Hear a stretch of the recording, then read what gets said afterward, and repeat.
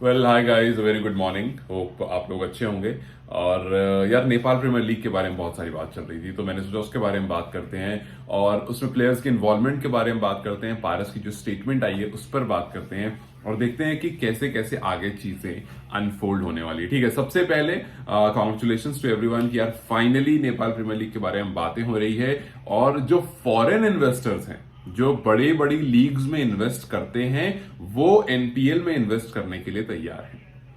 सबसे पहले यही तो बताऊंगा, क्योंकि पारस ने ये बात कही है कि जो इंटरनेशनल लीग्स होती है, मतलब जो अदर कंट्रीज की लीग्स होती हैं, जो बड़ी बड़ी लीग्स होती हैं, उन्होंने हालांकि नाम मेंशन नहीं करा, बट कहा कि जो बड़ी बड़ी लीग्स हैं उनमें जो इन्वेस्टर्स हैं वो इन्वेस्टर्स तैयार हैं एनपीएल में इन्वेस्ट करने के लिए। अब मैंने आपसे पहले भी काफी बार ये बात कहा है और उसमें बहुत लोगों ने रिप्लाई भी करा था कि यार क्राउड तो हम सपोर्ट करते ही हैं, भीड़ तो आती है सपोर्ट करने, लेकिन उससे क्या फायदा जब तक 11 खिलाड़ी अच्छा नहीं खेलेंगे। तो देखिए, उससे यही फायदा होता है जब दूसरे देश के इन्वेस्टर्स ये चीज देख रहे हैं कि यार नेपाल में ना क्रिकेट का क्रेज बहुत ज्यादा है और वहां लीग क्रिकेट स्टार्ट हो रहा है, तो हमें इन्वेस्ट करना चाहिए, बिकॉज उनको रिटर्न पता है कितना अच्छा मिलने वाला है। और वो रिटर्न इसलिए मिलने वाला है बिकॉज नेपाल में क्रेज बहुत ज्यादा है। So when you guys go and watch the cricket, तब उनको समझ में आता है कि नहीं भाई, यहां इन्वेस्ट करना बनता है। तो नेपाल की ग्रोथ में एनपीएल बहुत ज्यादा हेल्प करने वाला है। और ये बात पारस ने भी कही कि बहुत लोग हैं, इंडिविजुअल की बात कही उन्होंने, और जाहिर सी बात है बहुत सारे इंडिविजुअल हैं जो बहुत रईस हैं, तो बहुत सारे इंडिविजुअल हैं और बहुत सारे ग्रुप्स हैं जो अदर लीग्स में इन्वेस्ट करते रहते हैं, वो नेपाल में भी इन्वेस्ट करने को तैयार हैं। तो ये सबसे पहली चीज थी और सबसे जरूरी चीज थी एनपीएल को सक्सेसफुल बनाने के लिए कि आपको इन्वेस्टर्स चाहिए थे और अब आपको इन्वेस्टर्स मिल रहे हैं। अब कैसे क्या सक्सेसफुल होगा, क्या क्या पॉइंट्स, उस पर तो हम बात करेंगे ही करेंगे, लेकिन ये चीज सबसे पहले समझनी जरूरी है कि आपके पास स्टेडियम, आपके पास होटल्स, आपके पास आसपास के लिए अच्छी ट्रैवलिंग फैसिलिटीज, जिसमें बसेस एंड ऑल दैट, मतलब और बहुत सारी चीजें चाहिए होती हैं अकोमोडेट करने के लिए बहुत सारे प्लेयर्स को, क्योंकि जाहिर सी बात है बहुत सारे इंटरनेशनल प्लेयर्स भी इसमें होंगे।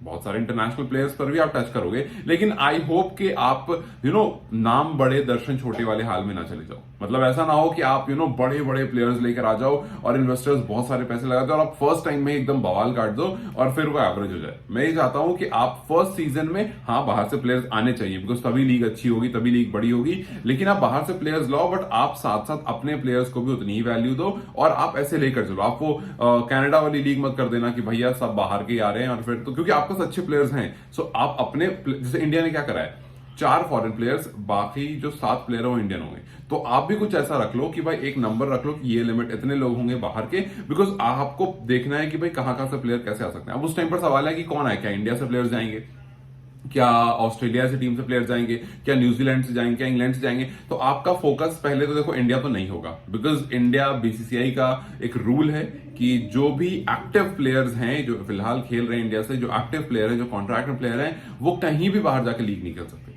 कहीं भी। तो आपको तो वैसे ही खत्म हो गया मामला। तो जाहिर सी बात है आपकी क्या किसी भी लीग की इंडिया की तरफ नजर नहीं होती है, बिकॉज एक तो हमारा शेड्यूल बहुत पैक होता है। अब वैसे आप देखो ना, नवंबर दिसंबर की बात हो रही है, ऑब्वियसली इंडिया के मैचेस चल रहे होंगे, तो एक्टिव प्लेयर जा नहीं सकते, और अगर उस टाइम पर कोई इसमें इन्वॉल्व होंगे 15 में, तो वो जा नहीं सकते। तो इंडिया वैसे भी किसी की चॉइस नहीं होती, आपकी चॉइस अदर कंट्रीज होनी चाहिए, क्योंकि वहां से जब प्लेयर्स आएंगे, आप देखो ना दुनिया भर की लीग में स्टीव स्मिथ वगैरह खेल रहे हैं और बहुत सारे प्लेयर्स खेल रहे हैं। हाँ, स्टीव स्मिथ से ज्यादा है, आप ऑस्ट्रेलिया भी नहीं बुला सकते, क्योंकि ऑस्ट्रेलिया उस टाइम पर बॉर्डर गवास्कर ट्रॉफी खेल रहा होगा। बॉर्डर गवास्कर ट्रॉफी नवंबर दिसंबर में ही है, 5 मैच की टेस्ट सीरीज है, तो उस टाइम भी आप जो है वो ऑस्ट्रेलिया को भी नहीं बुला सकते हो। सो आपको पहले देखना होगा कि उस टाइम पर कौन कौन से प्लेयर हैं जो अवेलेबल होंगे। ऐसा ना हो कि भाई सोल्ड आउट भी हो जाए, बाद में बोलते हैं अवेलेबल नहीं है। So this is the first thing कि आपको अच्छा अकोमोडेशन चाहिए, अच्छी इंफ्रास्ट्रक्चर, अच्छी फैसिलिटीज चाहिए। और ये अच्छी बात है कि अभी टीयू ग्राउंड पर काम चल रहा है, तो टीयू ग्राउंड पर काम होगा, वहां की सारी फैसिलिटीज इंप्रूव होंगी, तब जाकर के एनपीएल जो है वो और बड़ा होगा। ठीक है, अब देखते हैं कि एनपीएल, ठीक है, आपको इन्वेस्टर्स मिल गए, आपने काम शुरू करा दिया, उसके बाद आपके मैदान, आपके आसपास के होटल्स, आपके बसेस, सब कुछ जो अकोमोडेशन की चीजें होती हैं, सब बढ़िया हो गई, सब फर्स्ट क्लास हो गई। लेकिन अब सवाल ये आता है कि यार इससे आगे क्या, इससे आगे बहुत सारे पॉइंट हैं। सबसे पहला पॉइंटर कि जब आप एनपीएल जैसी लीग खेलोगे तो जाहिर सी बात है आपके ऊपर प्रेशर ज्यादा रहेगा। हम देखते हैं किसी भी लीग में प्रेशर ज्यादा होता है, क्योंकि पहली बात, पिच थोड़ी सी बैटिंग फ्रेंडली बनाई जाती है लीग्स में, और यहां भी बनेगी, बहुत ऑब्वियस है। तो यहां पर रन्स बहुत पड़ेंगे, जब रन्स बहुत पड़ेंगे तो प्रेशर बहुत ज्यादा आएगा। और प्रेशर जब ज्यादा आएगा तो आपको साउथ अफ्रीका वाले मैच जो आप हारे थे उन सिचुएशंस में खेलने का थोड़ा सा सबक मिलेगा।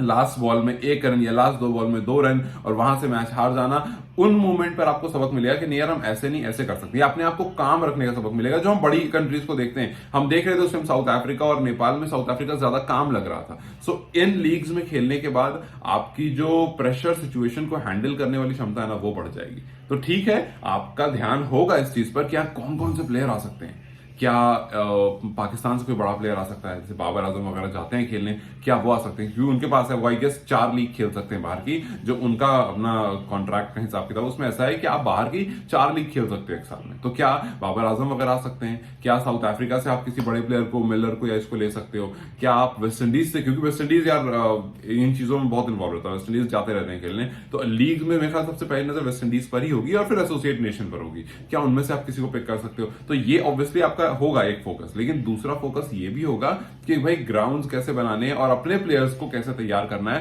बिकॉज T20 वर्ल्ड कप आने वाला है और T20 वर्ल्ड कप में कैसे क्वालिफाई होगा उसका एक वीडियो बनाऊंगा, लेकिन T20 वर्ल्ड कप आने वाला है, उसके लिए प्लेयर्स को तैयार करना है और उन जो भी आप आई एम अज्यूमिंग के 30-45 डेज की लीग आप कराओगे। ऑब्वियसली शुरू में आप 3 महीने वाली लीग नहीं हो सकती है, लेकिन शुरू में आई बिलीव की 45-50 दिन के आसपास की लीग हो सकती है ये, या फिर 30-45 दिन के आसपास की लीग हो सकती है। और अगर इतनी भी होगी तो काफी इंटरेस्टिंग होगी, इतनी भी होगी तो 1 महीना काफी होता है एक लीग को अच्छा दिखाने में और सक्सेसफुल बनाने में। तो पहला सीजन जो होना चाहिए वो लीग को सक्सेसफुल बनाने को होना चाहिए। दूसरा सीजन जो होना चाहिए वो होना चाहिए कि भाई हमारी लीग सक्सेसफुल हो गई, अब लाओ बड़े बड़े प्लेयर्स। पहले में जितने आ जाए अच्छी बात है, लेकिन पहला फोकस, प्राइम फोकस वो नहीं होता, प्राइम फोकस होना चाहिए कि इस लीग को सक्सेसफुल करो, बिकॉज लीग सक्सेसफुल होगी, पैसा आएगा, पैसा आएगा, आप आगे और बेहतरी कर सकते हो, बेहतरी करने के बाद आपकी टीम इंप्रूव होगी, आपका मैनेजमेंट इंप्रूव होगा, आपका टूर्नामेंट इंप्रूव होगा और फिर बाहर से लोग और आएंगे। सो पहला फोकस है कि भाई प्लेयर्स आए, लेकिन टीम का सक्सेसफुल, इस लीग का सक्सेसफुल होना